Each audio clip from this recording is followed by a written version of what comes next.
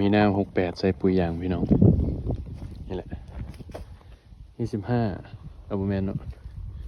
29 58นี่พี่น้องปุ๋ยเคมีเนาะใส่ปีนี้ก็ต้นละ5 ขีดพี่น้องต้นละ500 กรัมยางไปน้ำทางสิน้องเขาก็ขุดนี่จึ๊บใส่5 ขีด5 ขีด5 ขีด5 ขีดนะครับก็แล้วแต่สะดวกเนาะผมใส่นั่นนี่แหละแต่ที่จริงนะวานรอบๆต้น5 ขีดสิดีกว่านะครับแต่อันนี้ผมมันเป็นพื้นที่อย่างสิเนาะ